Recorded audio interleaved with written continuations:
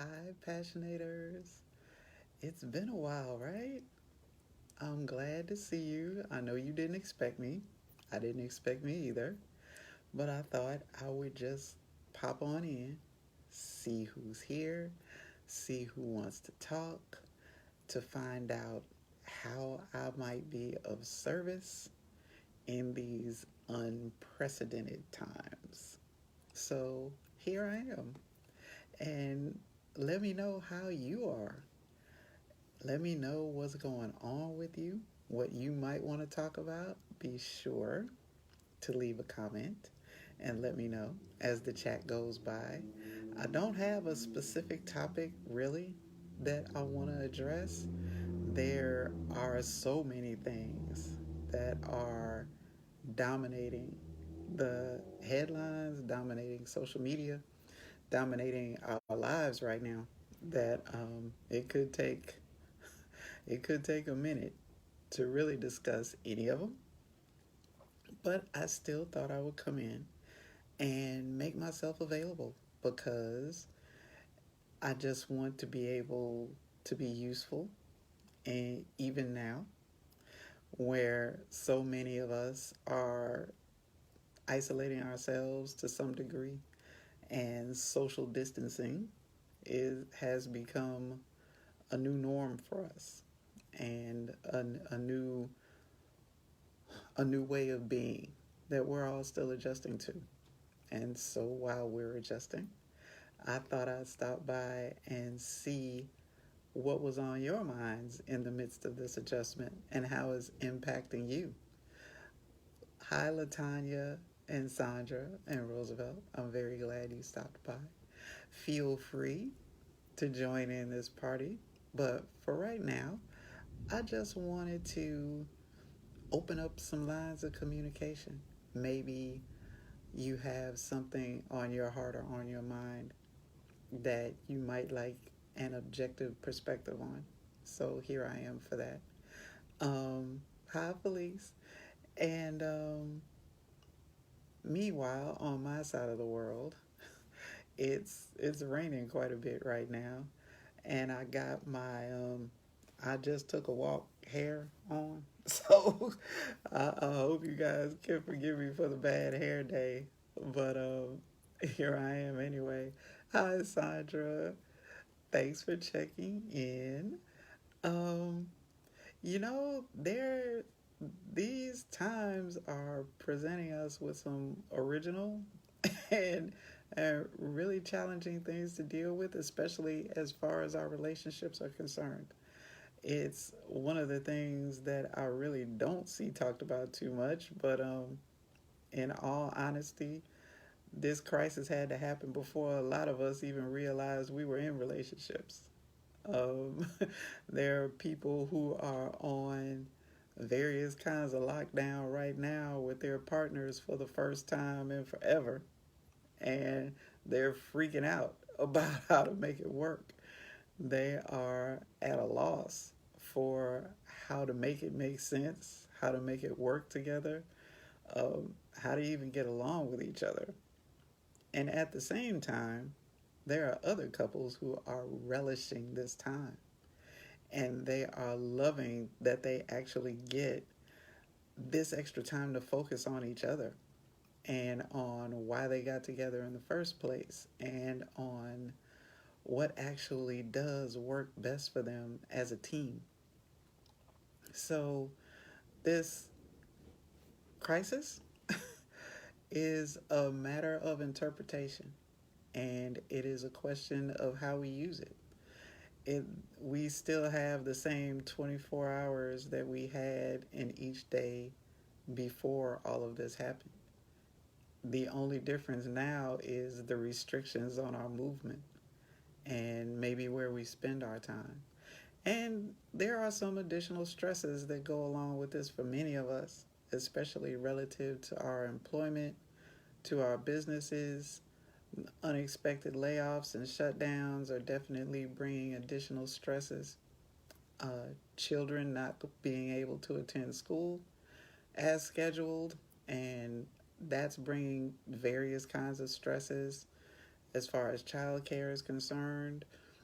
or even as far as what's going to happen going forward. How will this time be made up? What what is school going to look like going forward? Um, Once the crisis passes, how do we return to normal, or will we ever? Has our normal been reset, at least for the foreseeable future, by this crisis? And all of those things, all those considerations bring stress. And stress can be a serious problem to deal with, particularly in a relationship that wasn't effective at handling stress previously. So this is like stress to the 10th power on a relationship that was already weakened. And so that's why I came on tonight.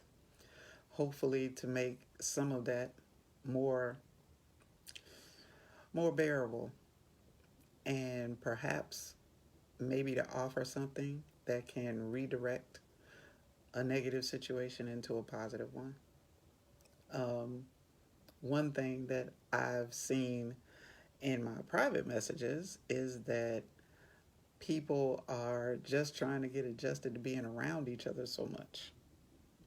Um, Usually, at least one person has to leave home to go to work. And in many cases, that's not happening right now. In other cases, there are couples who are, at least one of them is working from home, typically. And then since the crisis, maybe that contract disappeared, or someone who was used to leaving home to go to work every day is now working from home and trying to make that adjustment. Even the technology is presenting problems because certain positions really weren't designed to be work at home. And now they have to be adjusted to that in order to keep the businesses afloat that actually pay all these people salaries. So there are a lot of major shifts going on right now, and all of those shifts are impacting how couples couple. They impact what it means to be a couple. They impact how they relate to each other. And if your conflict resolution style before all of this was volatile and unpredictable and maybe destructive in some way, then this situation has made it worse. However, none of it is insurmountable as long as the team is willing to do something different, is willing to open up to the possibility of change, which is a big deal for a lot of people. A lot of people are really comfortable with the way they've done relationships up until now, and they're really not compelled to change it. They would rather change partners than change how they do relationships. And that is how they fool themselves into believing that they're actually doing something different. They're unwilling to change what they're doing, but they're very willing to change who they're doing it with. And that way, they can delude themselves into believing they're actually changing, or they're improving, or they're trying to put effort in to have a real relationship. But what they're actually doing is convincing themselves that their partner is the problem, and as long as they change partners, they'll be fine. Typically, that's highly ineffective for one very important reason. The fact is that relationships aren't really designed to make you happy. They are designed to provide an opportunity for you to grow. And growth, under any circumstances, is uncomfortable at best and painful at worst. But from relationships done well comes the kind of growth that creates a whole new synergy from the team that neither of the individuals could accomplish on their own. And that's what makes for happy couples. That's what makes for lasting couples. That's what makes for healthy couples. That's why happy couples look happy to be together even in times as stressful as this, because they find ways to use this time to show each other how much they matter to each other. They show extra care, they show extra consideration. And it doesn't just stop at them, typically. They extend that care and that consideration and that loving concern to their outside community, whether it's next door or down the street, maybe a nearby school or church, maybe a community organization, maybe extended family. But whatever it looks like, it's someone outside of themselves that they actually proactively look for ways to be helpful, to be concerned, and to be loving. And I know with social distancing that can be difficult in some ways, but in other ways, it makes it really simple. Like, we were so dependent on all this technology before this crisis happened. It's like we were leaning on text and email and FaceTime for stuff that we really shouldn't have been using it for. Stuff that we really should have been doing face to face, we were trying to do as text messages. Really? It's like text messages really aren't for conversations. Text messages are for short instructions. Text messages are for updates. Text messages are for, oh my God, I saw this. It was so funny and it made me laugh. I thought it might make you laugh too. Text messages are for that kind of stuff. Text messages aren't for, I had my heart broken when I was in third grade and now I'm mad at the world and everybody in it and you just did something that made me mad and I don't understand. I thought you loved me and blah, blah, and on and on and on and on and on. That's not the ticket. But now, since we're limited to all this technology, we might as well make the best of it, especially for those that matter to us. So FaceTime somebody. FaceTime, Marco Polo, Zoom, whatever the application is, that's really not important. But since you can't get in person with a lot of people, there are a whole lot of people that just would like to see your smiling face in their screen, just to know that you cared enough to show your smiling face to them. It won't take long. You got the time, because we've all got time that we didn't plan for. You got the time. So just decide to block off at least some of that time to make sure that you let somebody you love know that they're on your mind, that you're thinking of them, that you're thinking well of them, that you're wishing the best for them, that you're available if there's any way that you can assist them. Open yourself up in a useful way. Use the internet to research how you can do that even better from your phone. We're all on our phones anyway. Stop obsessively scrolling, looking for the next update on this freaking virus, and find out what you can do to soothe your soul and calm yourself enough so that you can be loving and useful and caring to someone else, because they need it.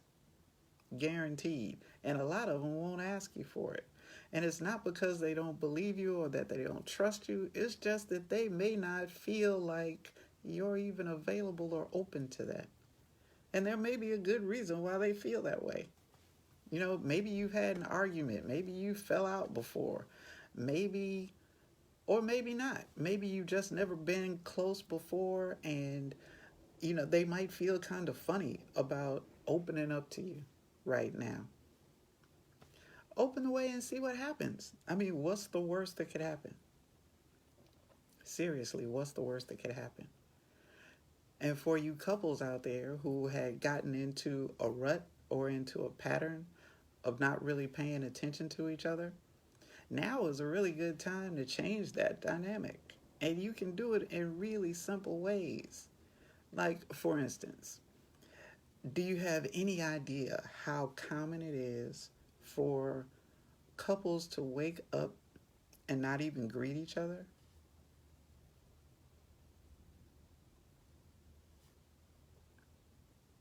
Sleeping inches away from each other all night long. And they will wake up and not greet each other. They'll roll over and start scrolling. Or maybe some of the more spiritual among us will meditate or pray or do something else. But they won't engage their partner in any way at all. One will roll over and do one thing, the other will roll over and do something else.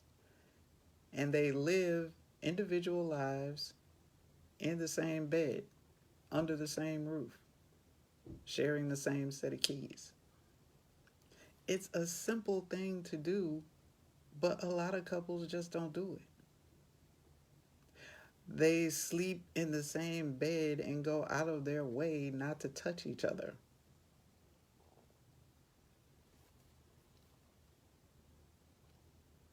They save that for when it's time to have sex.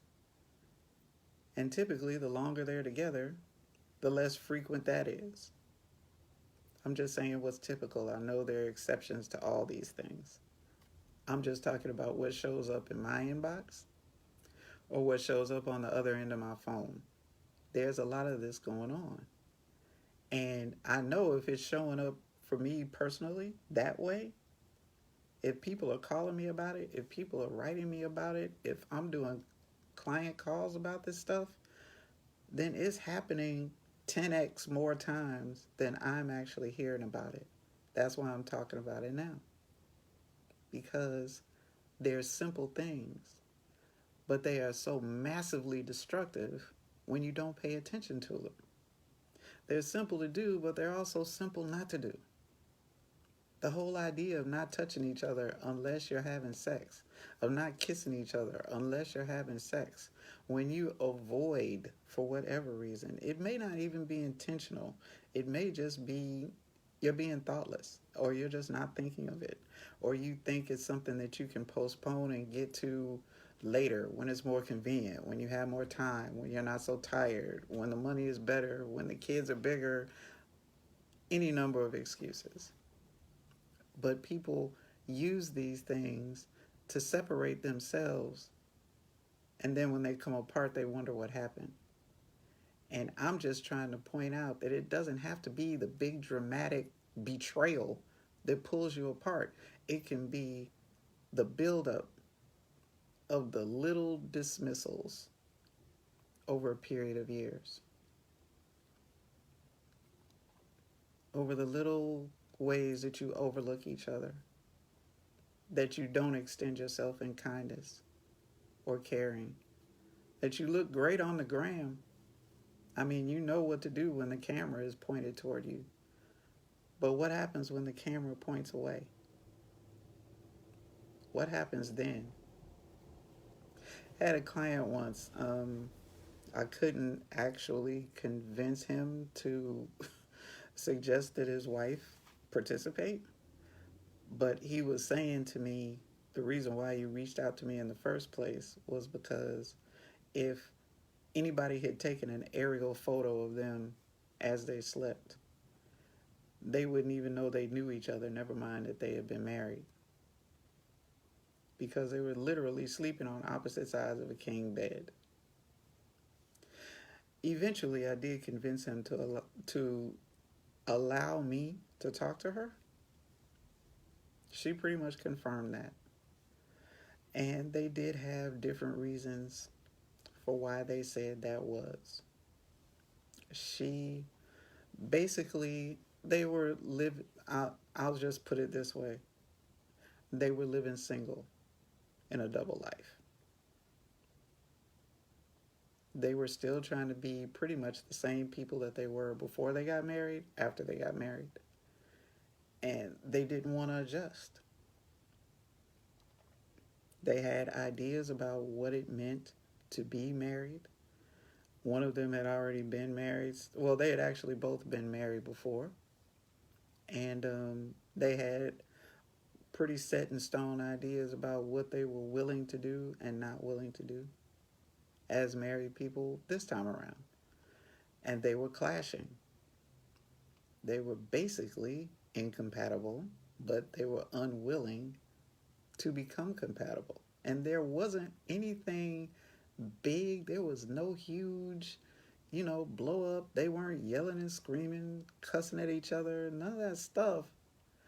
But they were finding ways not to accommodate each other. They were looking for ways not to flex. They were looking for ways not to give. And they looked great on the gram.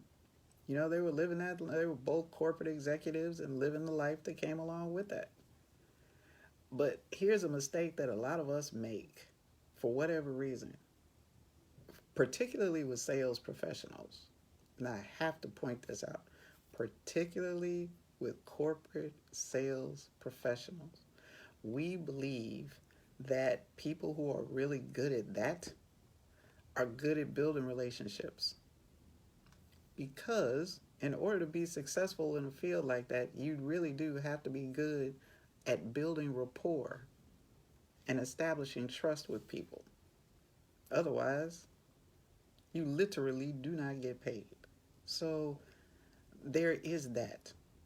But I'm here to point out to you that there is a difference between making a sale in a corporate environment and doing it in a relationship.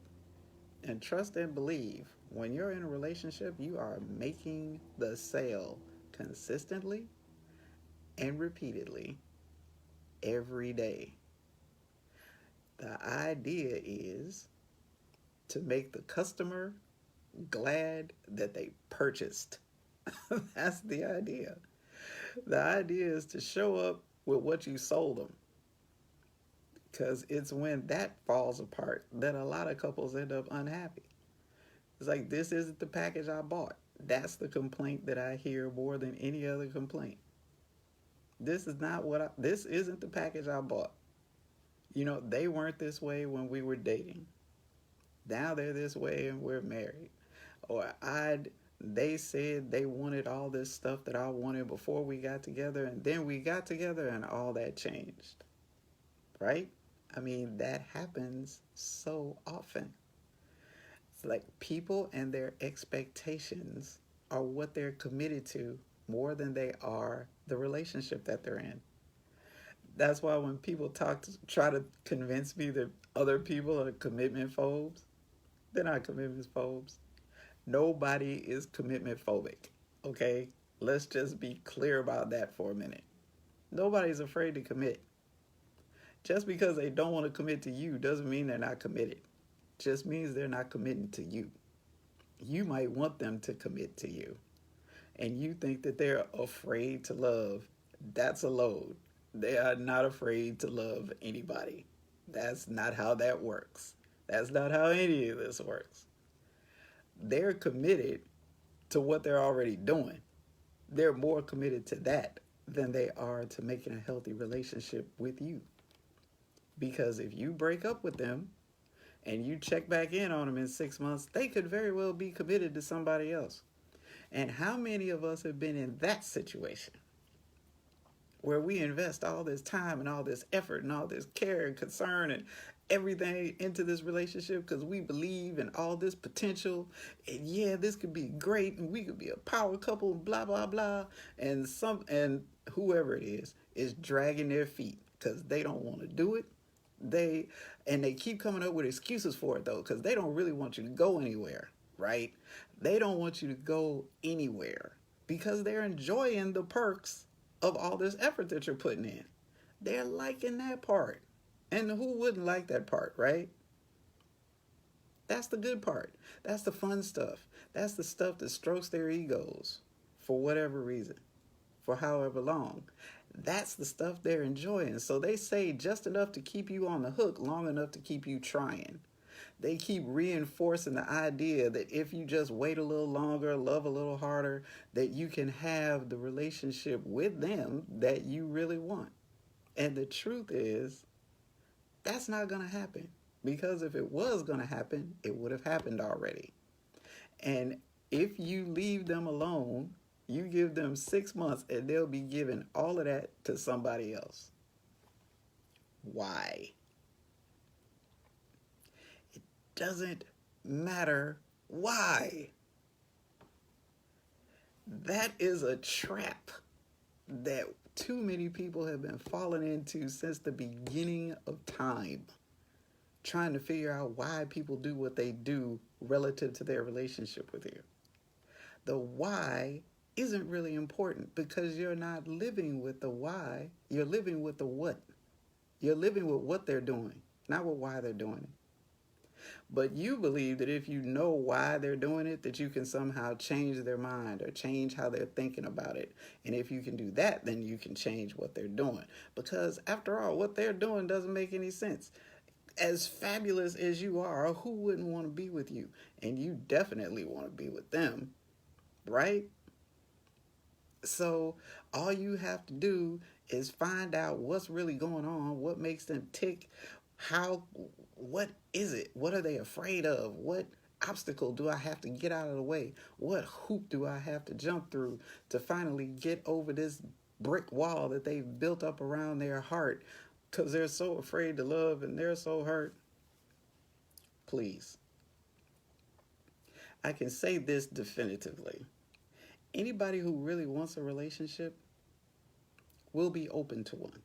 And they will behave as if the relationship is what they actually want. The question is, are they willing to do that for you? Here's the rub.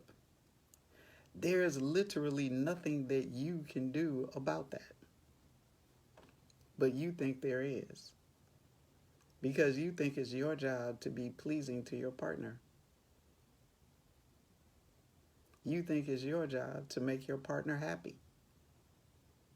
You think it's your job to give your partner what they want the way they want it, because then you're going to be the man or you're going to be the best woman that ever came into their life.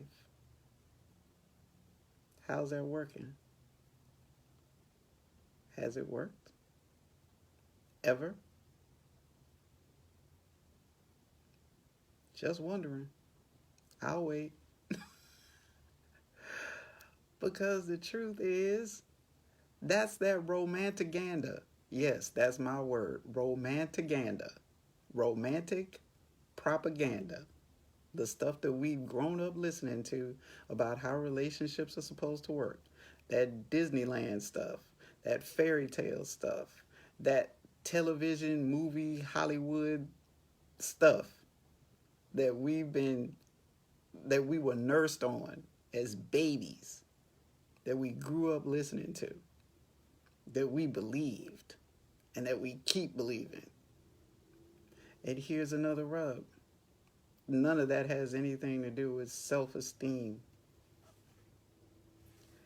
It's just conditioning. It's what we've been conditioned to believe love is supposed to look like. That's what we've been conditioned to believe love is. You get in and you give and you give and you give. You give till it hurts. You sacrifice. You pull things out. You give from empty. And you keep giving in order to be what you're supposed to be in this relationship. That's what you do if you really love them. You're willing to sacrifice your safety. You're willing to sacrifice your sanity. You're willing to sacrifice what you know makes sense to you. You're willing to give up your peace of mind in order to put a smile on someone else's face. And for this amazing sacrifice, you expect at some point that it will be reciprocated. Because, that's what you sowed, that's what you should be reaping, right?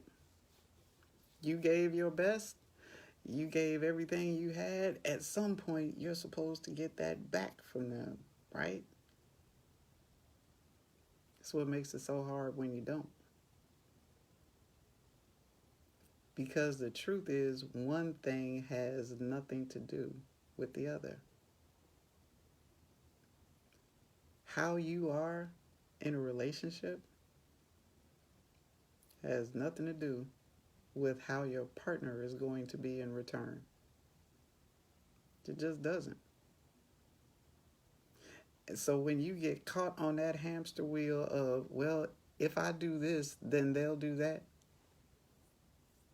And how many times have we been on that hamster wheel? And we still call it unconditional love, by the way. We still call it that. It's like, yeah, well, if they do everything that they can do for me, then I'll love them ridiculously. I mean, why would I do anything else?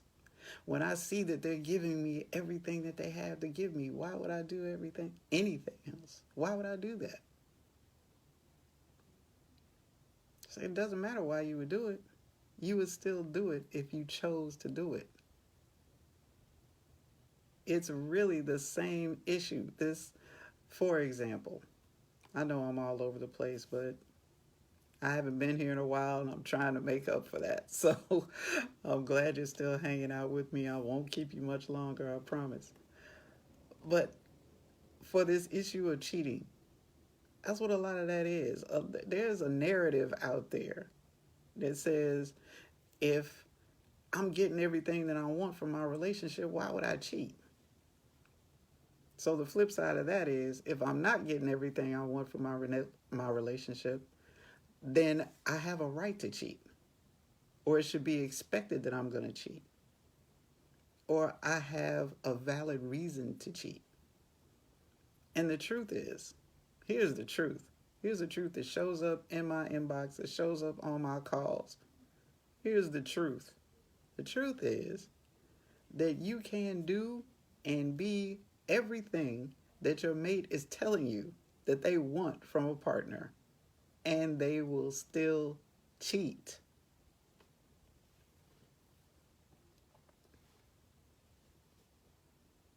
Here's another truth. That you could be hell on wheels.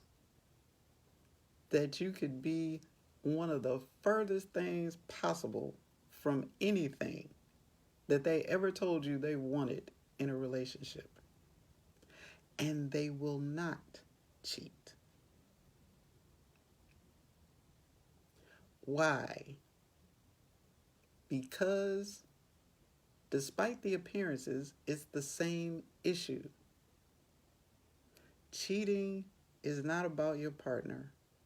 Cheating is about the cheater. Cheating is a choice. It's a choice. It's not inevitable, and it's not unavoidable. And it's not the responsibility of the one who got cheated on. Period. Paragraph. End of story. That's not how this works. That's not how any of this works. And that's why it's a hamster wheel when you end up jumping through all these hoops trying to keep your man, keep your woman, keep your mate happy. That is not your job. It is not your function. And that is exactly why happy people make happy partnerships. And conversely, unhappy people make unhappy partners. Why? Because half of the relationship is still you. So if you're really expecting your partner to come into a relationship